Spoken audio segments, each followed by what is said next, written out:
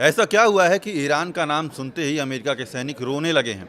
Trump की जिद के आगे उनके ही सैनिकों का हौसला अब टूट गया है। क्या है पूरा मामला, जानेंगे आज के वीडियो में। नमस्कार, मैं हूं पीयूष, आप देख रहे हैं न्यूज़ 18 राजस्थान।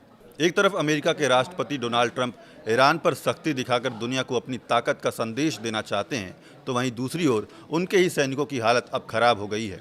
अमेरिकी नेवी का सबसे बड़ा और आधुनिक युद्धपोत यूएसएस जेराल्ड पिछले 8 महीनों से लगातार तैनाती पर है और अब इसकी तैनाती फिर से बढ़ा दी गई है, जिससे जहाज पर तैनात हजारों सैनिकों और उनके परिवार पर भारी दबाव पड़ रहा है। परिवार से दूरी सैनिकों को हर पल रुला रही है।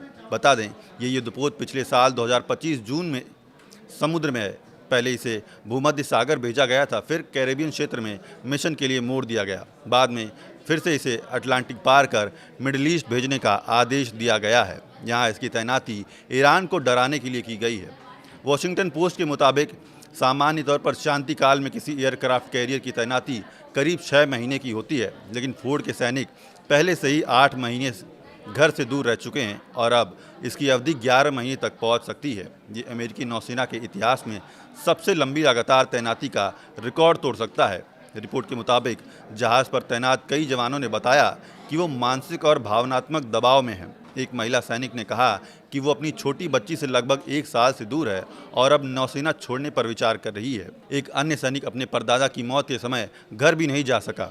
जहाज़ के कमांडिंग ऑफिसर कैप्टन डेविड ने भी माना कि तैनाती बढ़ाए जाने से जहाज़ पर तैनात जवानों और उनके परिवारों को बड़ा झटका लगा है। उन्होंने एक पत्र में लिखा कि वो खुद भी उम्मीद कर रहे थे कि वो जल्द घर लौटेंगे, लेकिन उन्होंने ये भी कहा कि जब देश बुलाता है तो हमें जवाब देना होता है। करीब 5000 जवान इस जहाज़ पर तैनात हैं, जिनमें कई 20 से 25 साल के बीच के युवा हैं, जो पहली बार इतने लंबे समय तक घर से दूर रह चुके हैं। जहाज़ की गतिविधियों को गोपनीय रखा जाता है, इसलिए परिवारों से संपर्क भी नियमित हो जाता है। कभी कभी 2 से 3 हफ्ते तक कोई जवाब भी नहीं दे पाता है अपने परिवार वालों को।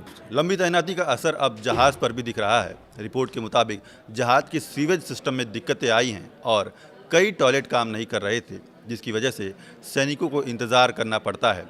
पूरे जहाज़ पर 650 टॉयलेट हैं, जो वैक्यूम टेक्नोलॉजी से चलते हैं। हालांकि नौसेना का कहना है कि समस्या नियंत्रण में है और मिशन पर इसका कोई असर नहीं पड़ रहा है।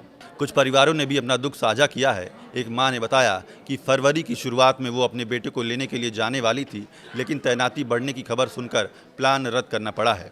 ट्रंप प्रशासन के लिए ये एक बड़ी मुश्किल है। एक तरफ वो ईरान पर दबाव बनाकर अपनी सैन्य ताकत दिखाना चाहता है, तो दूसरी तरफ लंबी तैनाती से सैनिकों का मनोबल और परिवार का धैर्य टूटने लगा है। इस वीडियो में फिलहाल इतना ही। देखते रहिए न्यूज़ 18 राजस्थान।